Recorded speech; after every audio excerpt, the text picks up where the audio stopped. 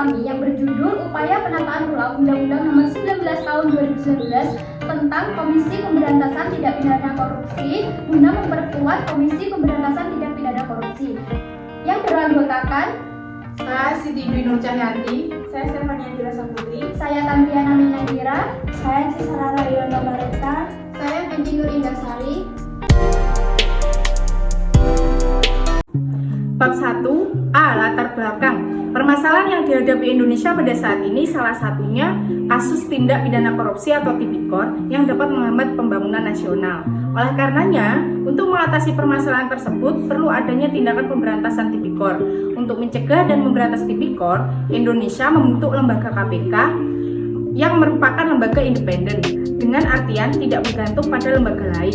Namun, pada Undang-Undang Nomor 19 Tahun 2019 perubahan atas Undang-Undang Nomor 30 Tahun 2002 tentang Komisi Pemberantasan Tindak Pidana Korupsi justru menghambat KPK dalam mengatasi kasus tipikor. Pola birokrasi di KPK menjadi permasalahan utama, di mana keberadaan Dewan Pengawas dirasa menjadi penghambat. Selain itu, berdasarkan pada Peraturan Pemerintah Nomor 41 Tahun 2020, KPK yang semula merupakan lembaga independen beralih menjadi ASN, yang berarti pegawai yang bekerja dalam naungan pemerintah. Permasalahan selanjutnya pada operasi tangkap tangan atau OTT, dikarenakan penyadapan bukan lagi kewenangan penyidik, melainkan Dewan Pengawas. Berdasarkan permasalahan tersebut, maka perlu segera diadakan penataan ulang terhadap Undang-Undang Nomor 19 Tahun 2019 tentang Komisi Pemberantasan Tindak Pidana Korupsi. Bab 1B. Identifikasi masalah. 1. Bagaimana pelaksanaan tugas dan wewenang KPK? 2. Bagaimana kedudukan KPK sebagai lembaga independen? 3. Bagaimana urgensi dualisme dalam lembaga KPK sebagai lembaga independen? 4. Apa landasan filosofis, landasan sosiologis, dan landasan yuridis terkait dengan lembaga KPK? Bab 1. Metode. Metode yang digunakan adalah metode penelitian yuridis normatif atau penelitian hukum kepustakaan.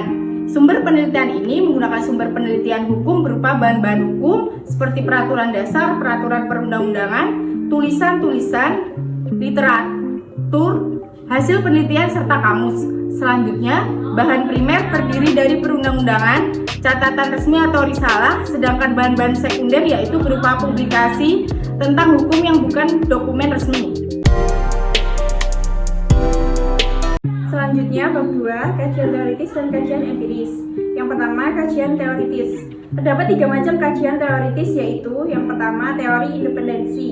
Teori independensi yang berarti tidak bergantung oleh lembaga lain, bebas dari pengadilan orang lain, serta tidak dipengaruhi oleh orang lain. Yang kedua, teori penegakan hukum. Penegakan hukum merupakan penyelenggaraan hukum yang dilaksanakan oleh petugas penegak hukum dan setiap orang yang memiliki kepentingan sesuai dengan kewenangannya masing-masing menurut aturan yang berlaku. Yang ketiga, teori politik hukum pemberantasan korupsi. Politik hukum merupakan dasar diberlakukannya arah hukum oleh negara guna mencapai tujuan negara. Adapun bentuk dari politik hukum yaitu pembentukan hukum baru dan penggantian hukum lama. Yang kedua, kajian terhadap asas terkait dengan penyusunan. Yang pertama, asas kepastian hukum. Yang kedua, asas kepentingan umum. Yang ketiga, asas keterbukaan. Yang keempat, asas akuntabilitas. Yang kelima, asas proporsionalitas. Yang keenam, asas penghormatan terhadap hak asasi manusia. Yang ketiga, kajian praktik penyelenggaraan kondisi yang ada serta permasalahan yang dihadapi masyarakat. Dalam penegakan hukum, tipikor menggunakan dasar hukum yang berbeda antara penegak hukum KPK dengan kepolisian dan kejaksaan. Adapun kondisi tipikor yang sedang dihadapi masyarakat Indonesia pada saat ini antara lain korupsi merusak demokrasi dan supremasi hukum, menghambat perekonomian serta menghambat pelayanan kesehatan sehingga mengakibatkan angka kemiskinan meningkat. Yang keempat, studi komparasi dengan negara lain. Di negara-negara lain seperti Meksiko, Uruguay, dan Chili yang melakukan penyelesaian dalam memberantas tindak pidana korupsi tidak menggunakan lembaga khusus, melainkan hanya menggunakan regulasi tentang pemberantasan tipikor yang dapat dipatuhi serta dijalankan dengan baik oleh masyarakat. Untuk bab 3, saya akan menjelaskan tentang analisis dan evaluasi peraturan perundang-undangan terkait. Yang pertama yaitu Undang-Undang Nomor 8 Tahun 2010 tentang pencegahan dan pemberantasan tindak pidana pencucian uang yang diatur dalam pasal 2 ayat 1 huruf A dan B.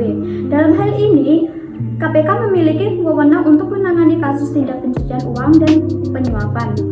Untuk yang kedua, Undang-Undang Nomor 46 Tahun 2009 tentang Pengadilan Tindak Pidana Korupsi. Untuk yang ketiga, Undang-Undang Nomor 30 Tahun 2002 tentang Komisi Pemberantasan Tindak Pidana Korupsi. Dalam hal ini, KPK berwenang melaksanakan pengaturan dan pengawasan, termasuk melaksanakan penyidikan dan penuntutan. Bab 4. Landasan filosofis, landasan sosiologis, dan landasan yuridis. Landasan filosofis. Dalam negara hukum, Indonesia harus berdasarkan pada Undang-Undang Dasar 1945 dan Pancasila. Maka, dengan tujuan pembangunan nasional dalam mewujudkan masyarakat Indonesia yang adil, makmur, dan sejahtera tersebut, perlu secara terus-menerus ditingkatkan usaha dalam mencegah dan memberantas tindak pidana umumnya serta tipikor pada khususnya. Oleh karena itu, KPK dibentuk berdasarkan Undang-Undang Nomor 30 Tahun 2002 tentang Komisi Pemberantasan Tindak Pidana Korupsi. KPK merupakan institusi utama bagi kedua lembaga penegak hukum dalam memerangi korupsi yang masih dengan berbagai kelemahan dan keterbatasannya. Landasan sosiologis. Praktek tindak pidana korupsi telah terjadi di setiap bangunan, kekuasaan, hingga lingkungan-lingkungan terkecil di masyarakat.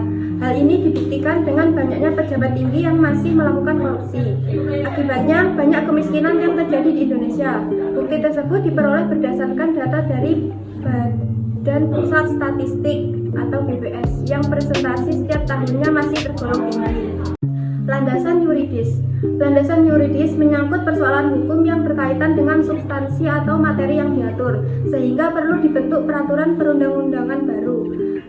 RUU tentang perubahan Undang-Undang Nomor 30 Tahun 2002 tentang Komisi Pemberantasan Tindak Pidana Korupsi, terdapat beberapa ketentuan mengenai KPK yang sudah tidak sesuai dengan perkembangan kebutuhan hukum masyarakat dan kehidupan ketatanegaraan.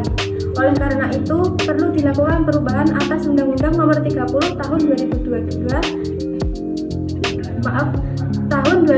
tentang Komisi Pemberantasan Tindak Pidana Korupsi. RUU perubahan atas Undang-Undang KPK dibuat untuk menjamin kepastian hukum dan rasa keadilan masyarakat dengan tetap mendasarkan pada konsep-konsep yang terkandung dalam criminal justice system. Bab 5. Jangkauan, arah pengaturan, dan materi muatan rancangan undang-undang. A. Sasaran. Naskah akademik ini dibuat dengan tujuan untuk menciptakan sistem hukum yang lebih baik dalam mencegah dan menanggulangi tipikor. B. Jangkauan dan arah pengaturan. Jangkauan dalam naskah akademik ini adalah untuk seluruh warga Indonesia, warga negara asing, pemerintah, ataupun korporasi. Naskah akademik ini juga memberikan kewajiban kepada lembaga negara, pemerintah pusat, dan daerah untuk menjadi landasan upaya penghapusan tipikor. Arah pengaturannya adalah untuk menata ulang peraturan perundang-undangan yang mengatur tentang tipikor. A. Materi muatan. Pada materi muatan meliputi beberapa hal, yakni bab 1 ketentuan umum membahas tentang pemberantasan tipikor dan bagaimana penegakan hukumnya. Bab 2 membahas tentang asas dan tujuan. Asas tersebut meliputi asas kepastian hukum, asas kepentingan umum, asas akuntabilitas, asas proporsionalitas, asas penghormatan terhadap HAM, dan asas keterbukaan. Kemudian bab 3 membahas tentang ketentuan umum penyidikan dan penyelidikan. Bab 4 membahas tentang Dewan Pengawas. Bab 5 membahas tentang penyelidik KPK. Bab 6 membahas tentang status pegawai KPK. Bab 7 membahas tentang kewenangan Dewan Pengawas. Bab 8 membahas tentang pemeriksaan tersangka oleh KPK. Bab 9 membahas tentang pemilihan anggota KPK. Bab 10 membahas tentang rangkap jabatan atau dualisme dalam lembaga KPK. Baik, untuk yang terakhir adalah bab 6, yaitu penutup. Dari pembahasan yang telah kami paparkan dapat ditarik kesimpulan bahwa masih banyak tindak pidana korupsi yang terjadi di Indonesia sehingga menyebabkan hancurnya perekonomian di Indonesia. Hal tersebut sangat merugikan masyarakat. Untuk itu perlu adanya tindakan dalam pencegahan serta penanggulangan tindak pidana korupsi. Namun, dalam pencegahan dan pemberantasan korupsi, lembaga KPK dirasa kurang maksimal dalam menjalankan tugasnya. Maka dalam Undang-Undang Nomor 19 Tahun 2019 perlu segera dilakukan perubahan. Diharapkan bahwa pencegahan tindak pidana korupsi dan pemberantasannya oleh KPK dapat terlaksana secara efektif. Cukup sekian presentasi dari kelompok kami. Jika ada kurangnya kami mohon maaf. Terima kasih. Wassalamualaikum warahmatullahi